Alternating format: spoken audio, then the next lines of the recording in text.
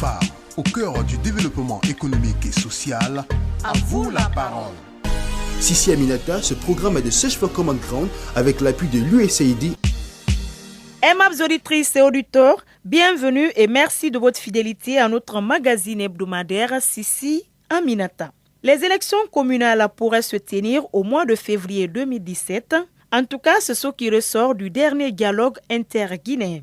Des élections qui, on espère, se tiendront dans un climat apaisé avec la confiance retrouvée entre le pouvoir et l'opposition. Ce qui nous amène aujourd'hui à nous intéresser à l'impact des actions que mènent les femmes sur le terrain pour le bon déroulement du processus électoral. Bienvenue si vous venez de nous rejoindre dans votre magazine Sissi Aminata.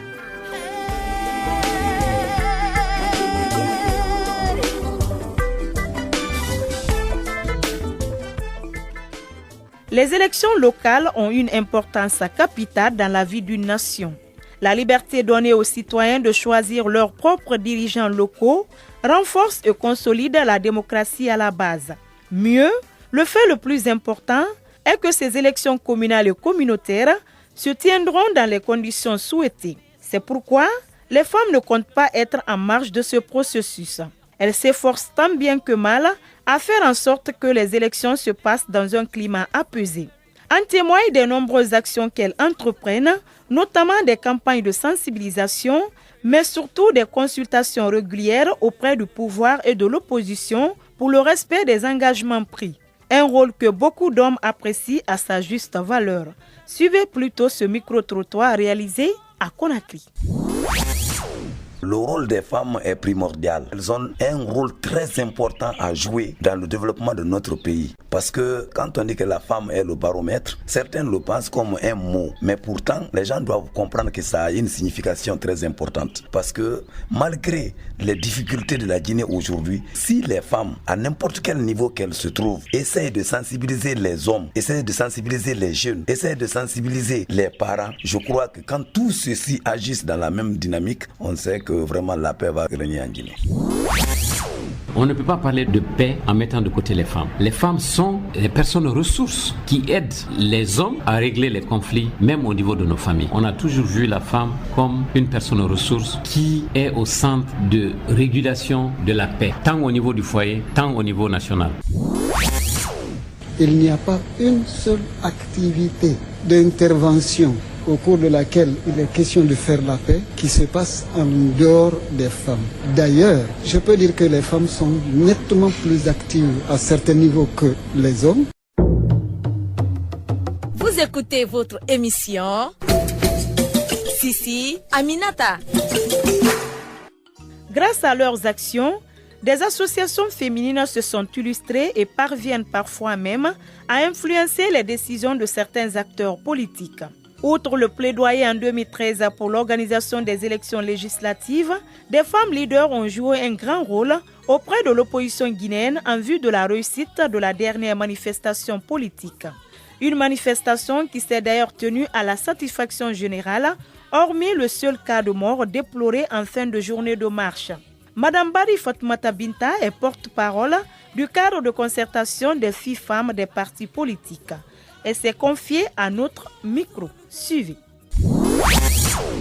Madame Bari, lors des dernières élections en Guinée, les femmes ont mené beaucoup d'activités sur le terrain. Est-ce que vous pensez que ces actions ont impacté positivement sur le bon déroulement du processus électoral? Les femmes ont mené beaucoup de combats. Ça fait un impact à moitié positif. Vous savez, c'est pas facile ici le combat. Quand toi tu te bats d'un côté, il y a un autre groupe aussi qui est de l'autre côté. Il faut d'abord l'union pour gérer tout ce qu'on veut gérer. Si l'union n'est pas là, on ne peut pas le faire.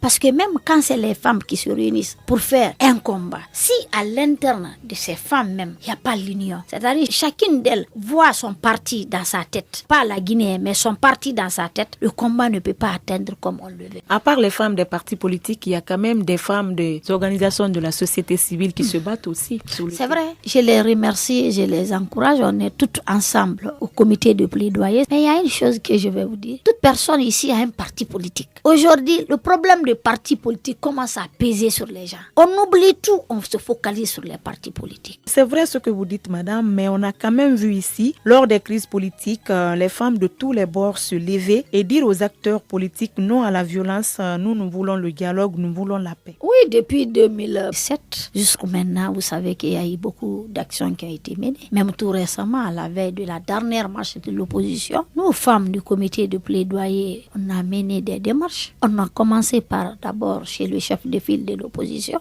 est allé le rencontrer. On dit vraiment aujourd'hui, s'il y a marche et qu'il y a un problème, ça pèse sur nous les femmes. C'est soit c'est les jeunes qui sont morts, c'est les jeunes qui sont blessés, ou c'est les femmes, ou c'est nos maris. Donc on n'est plus impliqué dans ça que tout le monde. Après chez lui, on est venu encore au siège de la mouvance. Ce jour, on a rencontré bon cadre de RPG aussi là-bas, à poser notre problème en plaidoyer. On dit vraiment, mettons la Guinée devant. On ne veut pas que ce pays soit brûlé. Ils nous ont bien reçus, ils nous ont écoutés, ils ont pris encore des promesses. Ça a amené aujourd'hui les deux camps-là de se voir, de recommencer encore le dialogue. Donc les démarches que nous avons menées, ça a un impact positif. Ça a donné, vous vous souvenez encore, il y a eu beaucoup de démarches ici, même au temps du fait général Lansana Conté, pour faire un gouvernement ici de large consensus. Il a fallu que aussi les femmes se lèvent. Donc il y a eu tant d'exemples que vraiment qui a été aussi positif. Donc si je comprends bien, les femmes parviennent quand même à influencer les décisions des acteurs politiques. Des fois, parce que nous sommes mandatés par eux, on peut les influencer, on peut demander des plaidoyers. Des fois même, on peut venir vers eux pleurer, parce que c'est la Guinée qui nous intéresse. C'est pas eux, c'est pas nous, mais c'est la Guinée. Parlant toujours des actions que mènent les femmes en période électorale, quelle sera la particularité de vos actions pendant les élections locales qui pointent à l'horizon? D'abord, vous savez que les élections ont été encore reportées au mois de février. Ça nous donne encore du temps de continuer nos démarches. Les démarches, ce qu'on fera, c'est quoi? C'est à deux niveaux. Non seulement c'est l'union des deux camps, le dialogue soit maintenu, les accords soient appliqués dans le bon sens. En plus, la nomination et le positionnement des femmes sur ces listes. Parce qu'il ne suffit pas seulement de prendre 10 femmes. Quand on dit aujourd'hui la commune urbaine de Kindi a 33 conseillers, dans ça, vous devez donner le quota de 30%. C'est vrai, ils peuvent donner. Mais si le positionnement n'est pas respecté, cela ne pourra pas se refléter au niveau des conseillers de la commune de Kindia. Donc c'est ce combat qu'on va mener. Vous écoutez votre émission Sissi Aminata. Place à présent à notre rubrique La vedette du jour. Aujourd'hui, nous recevons dans cette rubrique Madame Kadiatou Sanoussi. Elle est chargée de programme au réseau ouest-africain pour l'édification de la paix en Afrique de l'Ouest. Je vous laisse la découvrir. La Guinée s'achemine vers des élections locales et les femmes ne sont pas en marge de ces scrutins. À votre avis, est-ce que les actions entreprises par les associations féminines impactent sur le bon déroulement du scrutin? Je crois que oui, parce que à un moment donné, on avait commencé à apprendre des scènes de violence, des rumeurs de violence entre même les femmes qui voulaient être candidates par-ci et par-là. Je crois que après l'intervention et après les mécanismes mis en place par ces organisations, aujourd'hui on assiste au calme. Tout le monde, chacun fait sa petite préparation dans le coin sans violence. Les gens font leurs réunions, les gens font leurs activités dans le calme. Je pense que ça a beaucoup impacté. On a eu à faire des réunions ici avec des organisations de femmes et je sais ce que ces femmes ont entrepris par rapport à la situation. Madame Sanoussi, qu'est-ce qu'on peut retenir aujourd'hui par rapport à votre parcours? Bon, mon parcours est très simple et appréciable. J'ai suivi toute ma formation ici en Guinée et donc j'ai fait l'université à Kofi Annan où j'ai fait le droit, carrière judiciaire, donc j'ai un diplôme, un master 1. Donc depuis quand vous évoluez au niveau des ONG? D'abord depuis quand j'étais en première année université, 2007, j'ai intégré l'ONG Les Amis du Futur, le LAF. C'est vrai que parfois c'était pas facile pour moi avec l'université, les cours intenses et la vie de l'ONG, c'était vraiment pas facile, donc je manquais beaucoup de concentration là-bas, mais néanmoins j'apprenais quand même auprès des jeunes leaders qui étaient dans cette organisation. Après mes études universitaires en 2011, donc j'étais à la maison, je n'avais pas entrepris quelque chose parce que je voulais me lancer dans la carrière de notariat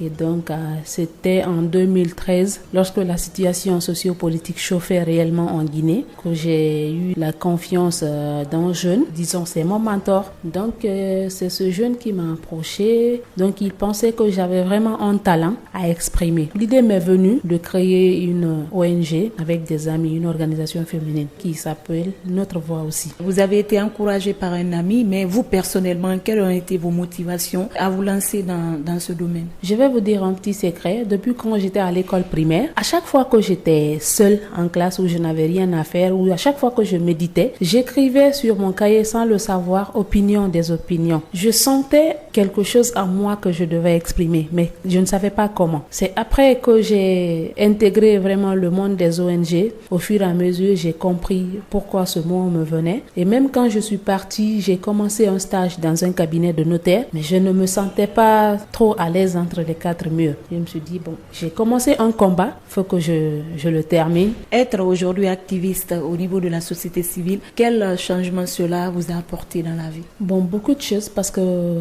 auparavant j'étais plus ou moins timide. Bon, je m'exprimais quand il fallait, mais c'était trop difficile pour moi d'affronter certains mondes. Donc, être activiste au niveau de la société civile, je crois que cela a beaucoup changé. Même au niveau de ma mentalité, la façon dont je prenais les choses en tant que juriste, en tant que vraiment catégorique. Maintenant, je vois les choses parallèlement. Quand je vois un problème, j'ai la sérénité de pouvoir faire la part des choses. Et si on vous demande aujourd'hui de nous parler de votre plus grande réussite dans la vie, qu'est-ce qu'on peut retenir? Bon, ma plus grande réussite, je vais parler en premier lieu des formations que j'ai acquises. C'est vrai parce que à travers le monde activiste, j'ai pu participer à la consultation panafricaine de la jeunesse à travers l'Union africaine, donc où j'ai même présidé une commission. Donc je crois que ça c'est une réussite. Et outre cela, j'ai acquis beaucoup de formations aussi, de renforcement de capacités à travers les institutions, mais aussi les relations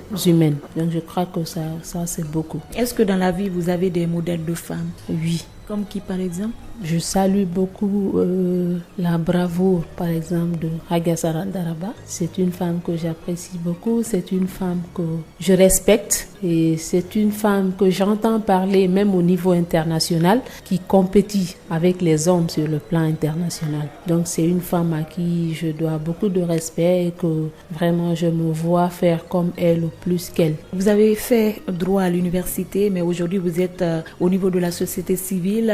Quel est votre plus grand rêve dans la vie? Mon plus grand rêve dans la vie, c'est vraiment avoir des opportunités, pouvoir, s'il faut, diriger les hommes. C'est quand on a une certaine responsabilité qu'on peut pouvoir changer les choses. Dans tout parcours, il y a des difficultés. Quelles ont été les vôtres? Ces difficultés sont plus ou moins financières. Et après cela, vous savez, avec les jeunes filles, on dit que quand une jeune fille est vraiment brave, elle peut arriver à un grand niveau. Mais c'est pas facile parce que vous allez rencontrer tout genre de personnes, tout genre d'hommes qui vont vouloir peut-être échanger. Voilà. Et donc, si moi je suis aujourd'hui jusqu'à ce niveau, toujours, c'est parce que peut-être ça ne marche pas ou que je n'ai pas voulu céder parce que je sais que j'ai un avenir. Quel est votre passe-temps préféré en dehors du boulot? Qu'est-ce que vous faites à la maison, les week-ends? En fait, moi, en dehors du boulot, j'aime rester à la maison avec ma famille. J'aime beaucoup la tranquillité. Ce que j'aime, c'est la bonne humeur. Quand ça va à la maison,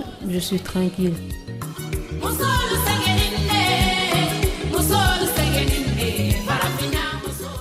Mesdames et messieurs, ainsi s'achève votre émission Sissi Aminata, une émission qui était axée sur l'impact des actions menées par les femmes pour le bon déroulement des élections locales de février 2017. Si vous avez été des nôtres, répondez à cette question. Vous êtes femme ou vous vous intéressez aux questions féminines? Alors, quelle autre contribution peut-on attendre des femmes de notre pays lors des élections prochaines? Appelez-nous vite ou envoyez un SMS au numéro que vous entendrez à la fin de cette émission. Mes chères dames, quand on veut, on peut. Allez les femmes! Vous voulez réagir à cette émission? Envoyez-nous un SMS au 622 31 39 81 ou appelez-nous au 622 05 05 33. Vous pouvez également nous envoyer un mail sur guinea@sfcg.org ou nous suivre sur notre adresse Facebook Search for Common Ground Guinée. Avec les femmes pour les femmes, femmes et paix, femmes et foyer. Femmes au cœur du développement économique et social À vous la parole. Sissi Aminata, ce programme est de Search for Common Ground avec l'appui de l'USAID.